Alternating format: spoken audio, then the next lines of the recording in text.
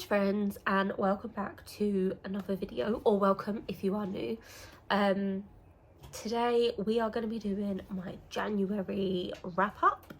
As I mentioned in my last video, my February TBR, which I will link below. You can go back and watch that if you missed it.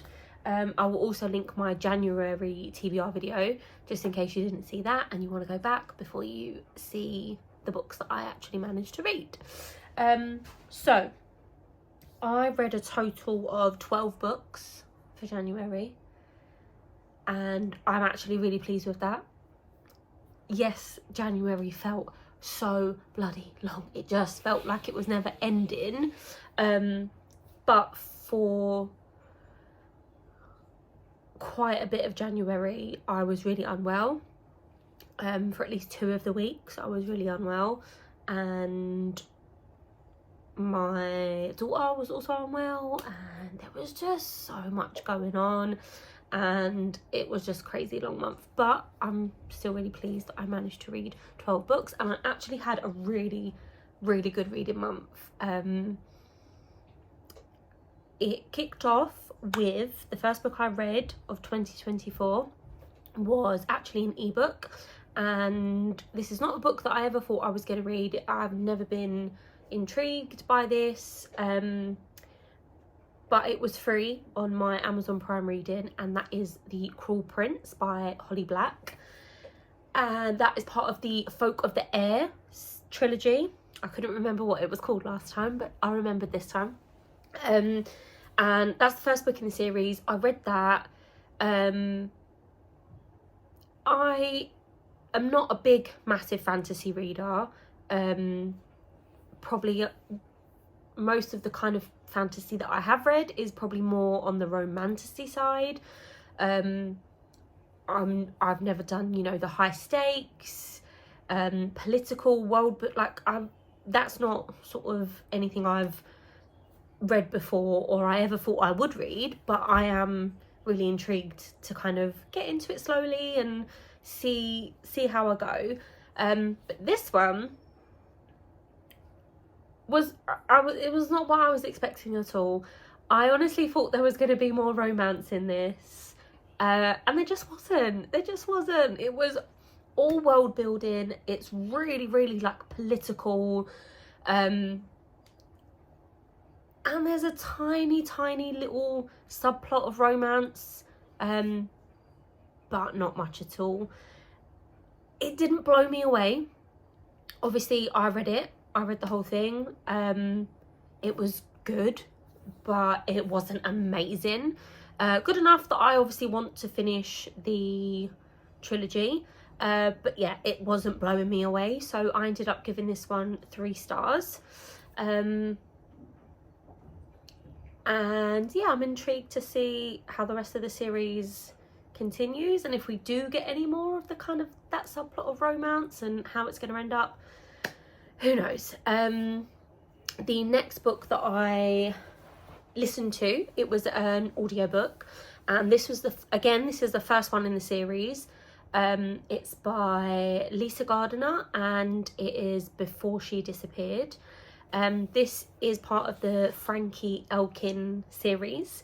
I have no idea how many books there are in that series. Lisa Gardner is quite well known for having quite long series. I've got one of them on my shelves that's been on my shelves for a long time, and I've got all the physical books of that series. But this one, I don't know why I decided to start a completely different series, but it was available on my Borrow Box on the library app, and I just thought, this sounds interesting. I love Lisa Gardner's writing. Keeps you on the edge of your toes, always keeps you guessing. I was like, I can't go wrong with this book. It was not really what I was expecting. She is somebody who, Frankie Elkin, our main character, she is battling addiction, and she is somebody who helps to find missing people. She doesn't work for law enforcement. She's not a private investigator. She just does this off of her own back. She will scour the internet basically to try and find missing person cases that have kind of been going on for a while, and you know, the media, the police, everyone seems to have forgotten about them. And she comes into the town, she moves in, she gets a basic job like in a bar, and she helps. She does not leave until she finds this person dead or alive. That's the kind of gist of the book. And when I was first the first half of the book, I was like, this is okay, like it's not too bad, but it kind of only feels like maybe a 3-star. But as the book progressed, I needed to know. Like I said with Lisa Gardner, you end up on the edge of your seat. She keeps you guessing, and I actually thoroughly enjoyed it, so I gave that one a 4 stars. The next one that I read was it was another ebook, and it was by Jessica Redland. Put this up here. It was called The Start of Something Wonderful. So I fancied a little romance. Again, this was free with Prime Reading, because I'd done the kind of fantasy, I'd then done the kind of thriller. I was like, let me have a little palate cleanser, cute little romance. This I really enjoyed. I've never read any of Jessica Redland's books before, but I definitely will read more. It's just that whole, you know, cutesy female main character. She's experienced some tragedy and she's trying to start over in her life, and she moves to, I think it's somewhere in the Lake District, I want to say somewhere like that, and she moves there temporarily to kind of start over and have this break. And she goes to stay with her best friend, and they've been best friends for like over 20 years, but this is the first time that they've ever met, because they became pen pals when they were teenagers and never stopped. They've been sending each other letters, and they've had the odd phone calls over the years, but they've never met in person. And I just loved that side of the story. It was just, I don't know, it was really special. It was really heartwarming. I loved the whole vibe, and I just felt really good at the end of it. So again, I gave this one 4 stars. I think I gave it, yeah, I did. I gave it 4 stars. It wasn't a 5-star read, but it was really good. It was nice, and it's a great little palette cleanser, and I would definitely recommend it. So then I obviously needed to kind of move on to the physical books on my TBR, because those were all ebooks and an audio. And obviously I picked 8 prompts from my jar from my January TBR video, so I needed to get cracking with those. And I started out with Graham Masterton, Living Death.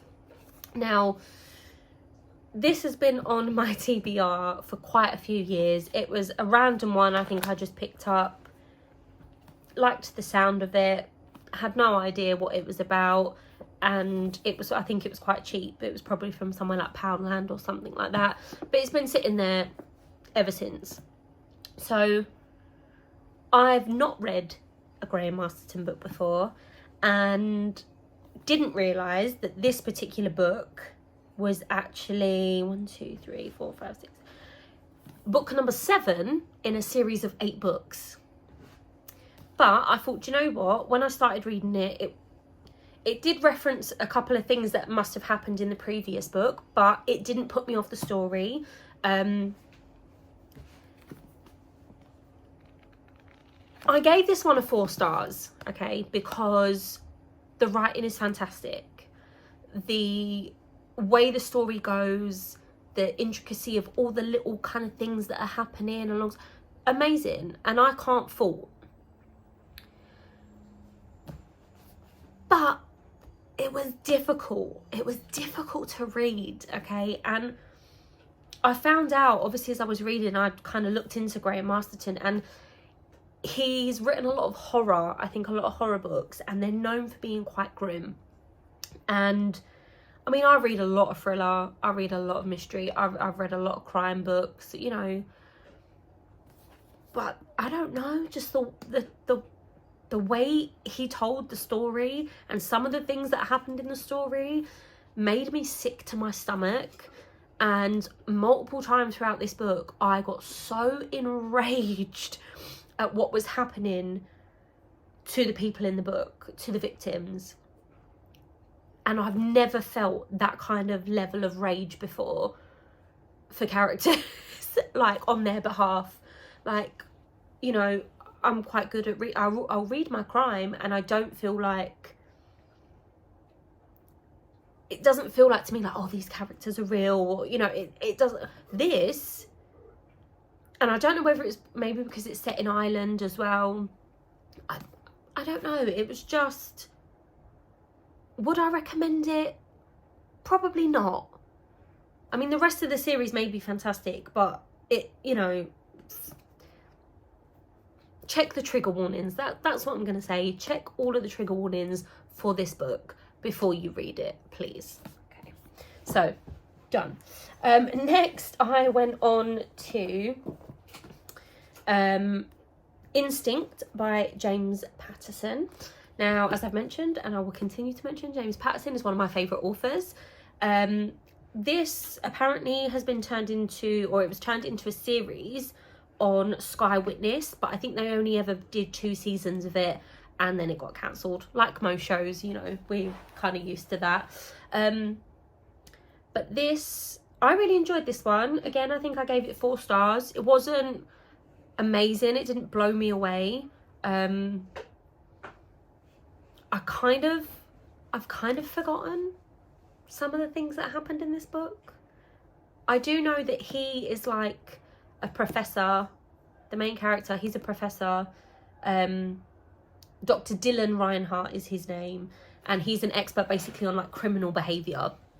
And he teams up with a detective, and they're trying to solve a case together. It was good. 4 stars. I recommend it. There's another one in the series that I've got. I don't know how many there are in total. I don't know if it's a trilogy, but I've got the second one, so I need to double check. But really enjoyed it. I would recommend, even though I can't remember most of the things that happened. Sorry guys, we're editing this and we missed 2 books. Well, I missed 2 books. One was an audiobook, and it was Because You Loved Me by Beth Moran. I gave it 4 stars. It was so good. It was my first can't speak. It was my first Beth Moran book. And it was just, again, this is another one that made me sob. It made me sob. It was so sad and it was heart-wrenching, but it was moving and it was just great. I loved it. And I'm excited to read more of her books. And then the other book that I missed was an ebook, again on Prime Reading. This was just a nice kind of palette cleanser, as they call it. I read this in between some of the thrillers. It took me a little while to read this one, and I don't really know why. I think it wasn't gripping my attention enough, and that was the Coming Home to Lavender Cottage by Alison Sherlock, I think her name was. It was cute, it was sweet. I gave it 3 stars, so yeah. Bye bye. Then I read another James Patterson.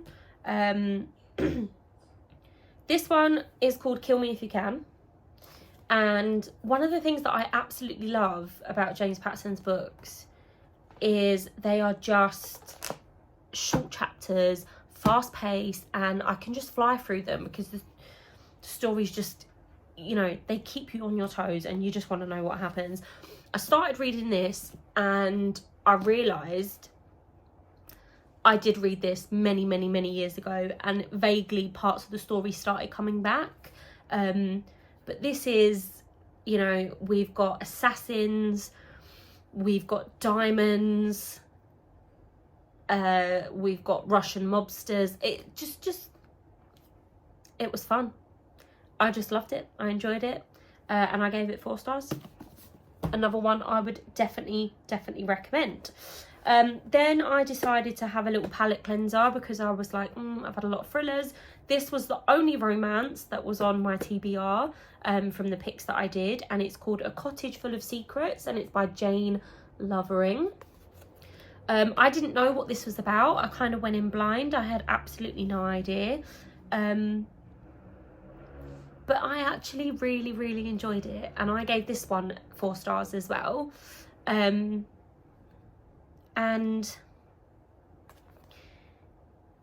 it's another one, lady starting over. She's run away from her old life. This one has quite a sad story in it. We've got a dual timeline. So one of the timelines is going back to the past, to the lady whose cottage it originally was, and then most of it is set in the present day with the lady that just moves into the cottage.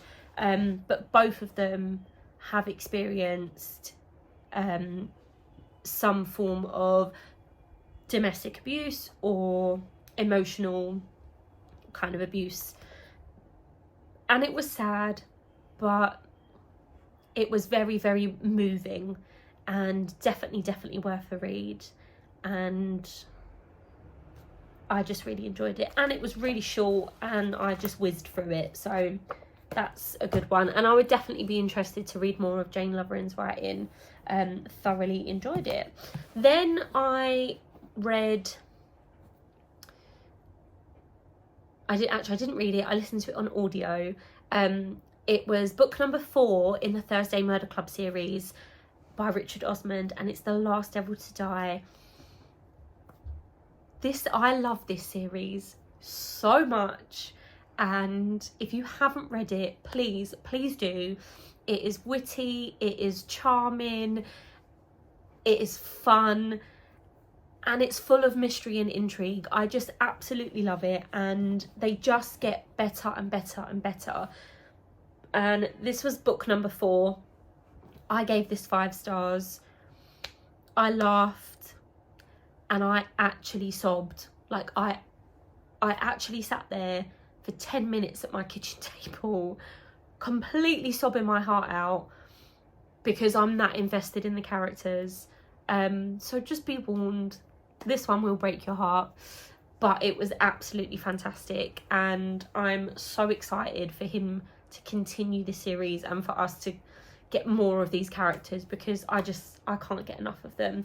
And for anyone that has read them, I have to say, I think I love all of them. I love all of the characters, but I think Bogdan is my favourite, and Stephen as well. I think their little relationship, I just absolutely love it.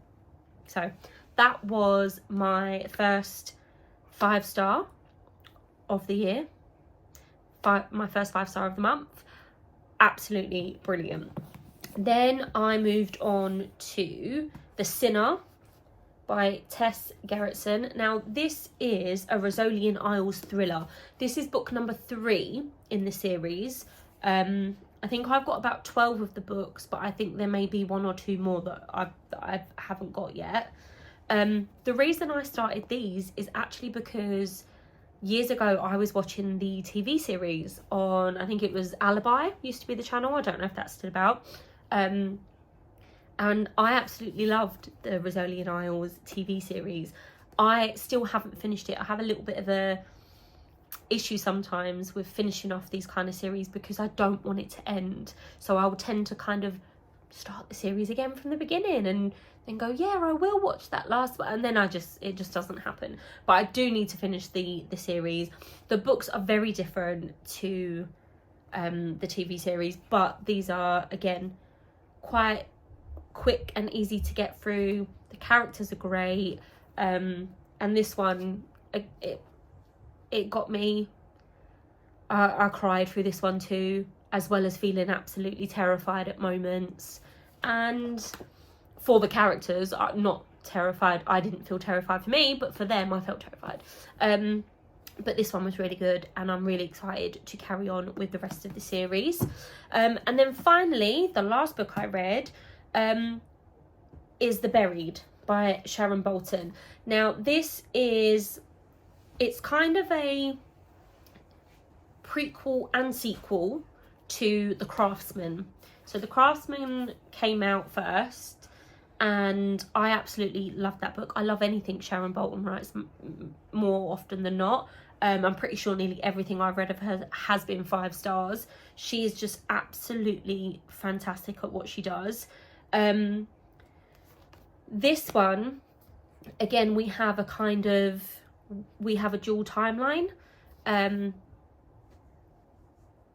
And when I first started it, because it's been quite a while since I read The Craftsman, I was kind of struggling a little bit to get into it at first, because I was trying to remember where we left off, and try and remember who all of the characters were. But a couple of chapters in, everything came back. I totally understood where we were, what was happening, and I would really recommend these 2 books. So definitely start with The Craftsman and then this one.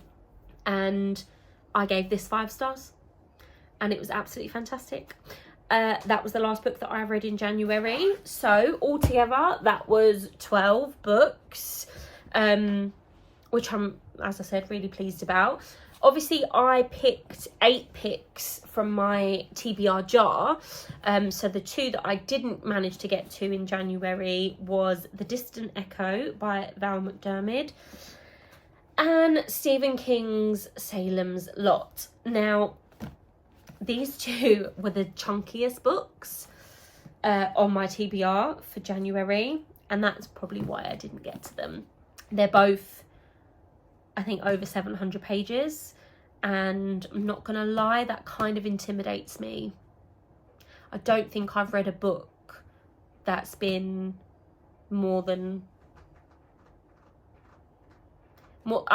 I don't think I've read a book that's like been more than 600 pages. So I think that's why it intimidates me just a little bit. But I am going to try and get to these at some point. I might keep them aside and do a vlog down the line in a couple of months with any of the books that I don't manage to get to in my monthly TBRs. But that's it from me today. Really great reading month. I'm looking forward to all the books that I picked for February.